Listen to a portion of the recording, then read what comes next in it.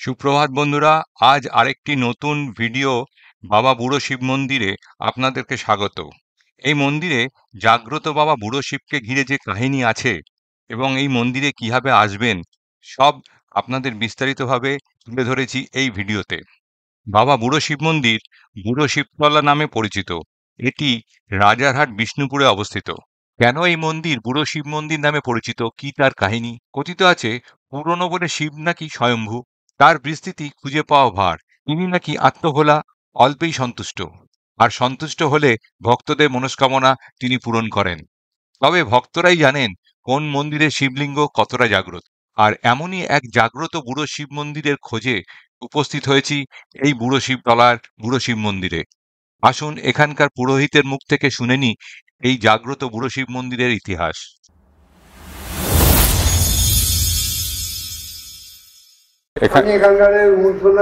আচ্ছা, আপনি পুজো টুজো করেন?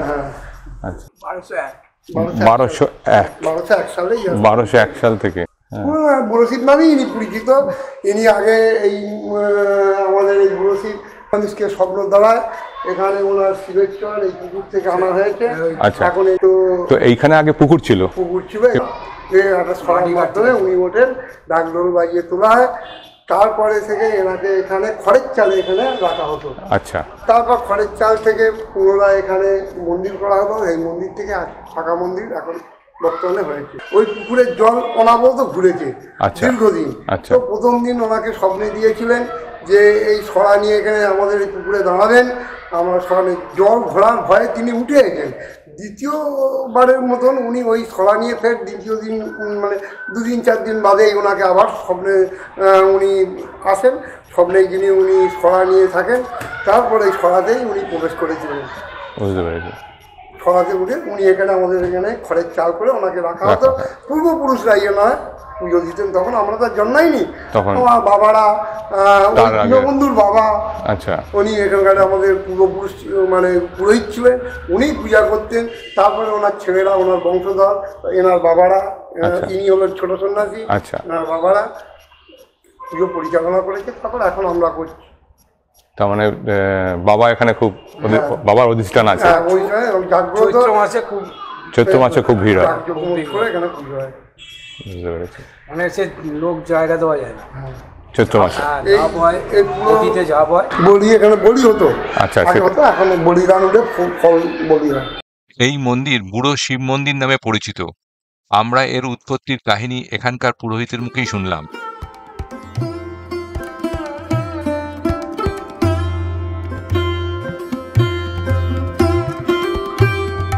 কালী মোল্লার চকে থেকে মহাদেবের মানে মহাদেব স্বপ্ন দিয়েছিল ঘোষ ফ্যামিলিকে, তিনি এই মন্দিরটা প্রতিষ্ঠা করলেন।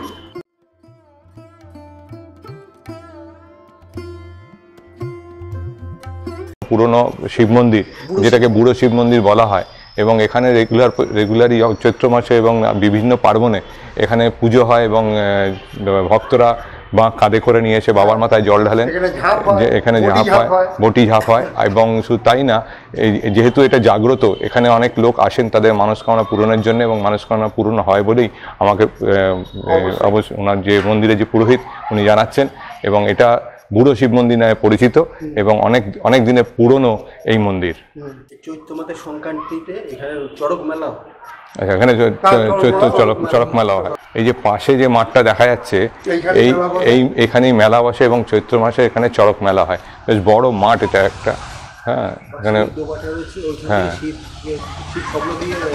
আচ্ছা, ওই পাশে যে ডোবাটা ছিল ওটা একটা টাইমে পুকুরের মতো ছিল, এখন কালী মোল্লার চক বলে। একটা টাইমে তো বড় পুকুর ছিল, এখন তো ডোবা হয়ে পরিণত হয়েছে। কিন্তু ওই কালী মোল্লার চক থেকেই ঘোষ ফ্যামিলি স্বপ্ন দিয়েছিলেন। বুঝতে পেরেছি। আর এই পাশেই রয়েছে কালী মন্দির। আচ্ছা, এটা হরিনাম কি হরিসভা হয়, ছোট্ট নাট মন্দিরের মতো, এবং এটা হরিসভা হয়, প্রত্যেক খোলা থাকে এখানে। এটা হরিসভা মন্দির বলে। দোলের সময় বিরাট উৎসব হয়। বুঝতে পেরেছি, মানে দোলের সময় উৎসব হয়। 24 ঘন্টা অষ্টম প্রহর, গান বাজনা করে সবসময় 24 ঘন্টা দোলের সময়। এখানে কালী মন্দির নবরূপে নির্মাণ কার্যে ঘোষ পরিবারের সুযোগ্য সন্তান শ্রীকৃষ্ণ প্রসাদ ঘোষ ও তার সহধর্মিণী শ্রীমতী উষারানী ঘোষের দায় আর্থিক সহযোগিতায় সম্পন্ন হয়েছে। বিষ্ণুপুর ঘোষপাড়া।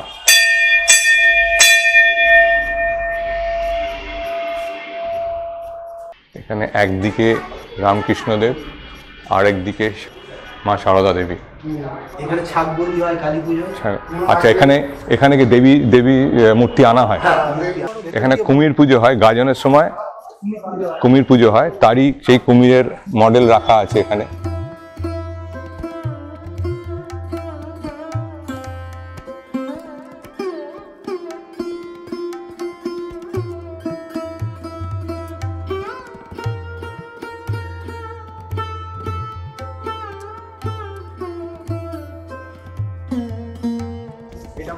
মনসা পুজো হয়। আচ্ছা, মনসা ঠাকুর মনসা পুজো হয়। আচ্ছা, এটা মনসা মণ্ডপ। মনসা মণ্ডপ।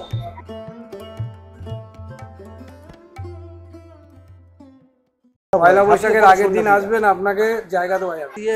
ইয়ে হয়, ঝাঁপের বাঁশ লাগানো হয়, ওপর থেকে সন্ন্যাসী ঝাঁপিয়ে ওখানে বটি নিয়ে সব পড়ে, বটির উপরে পড়ে, বটি ঝাঁপ। মাহাত্ম কেটে যায় না, কারণ যদি কোনো খুঁত থাকে তো ছড়ে যাবে। 3 দিন ধরে এই পুজো হয়। প্রথম দিন হলো ঘাট সন্ন্যাসী, দ্বিতীয় দিন হলো ওই নীলঘরের বাতি, এবং তৃতীয় দিনে ঝাঁপ হয়। এবং ওই ঝাঁপের দিনকেই আমাদের এখানে প্রচুর ভিড় হয় এবং অনেকেই মানন থাকে। বস্তা বস্তা বাদশা ওই মানুষের ওজন সমান এখানে ওই হরিণুট দেওয়া হয় এই বুড়ো শিব মন্দিরের নামে। হরিনাম কীর্তনের শেষে মালসা ভোগ হয়। আচ্ছা, সমস্ত মালসাদের পুজো হয়, আর সব যারা আসে প্রত্যেকে প্রসাদ পায়, প্রত্যেকে প্রসাদ নিয়ে যায়। খুব ভালো। তা আমরা জানলাম রাজারহাটের বুড়ো শিব মন্দির সম্বন্ধে, তো আশা করি আপনারাও জানলেন এবং এখানে একবার ঘুরে যাবেন, দেখবেন, বাবার আশীর্বাদ নিয়ে যাবেন। তো আজকে এই বলেই ভিডিওটা শেষ করছি। নমস্কার।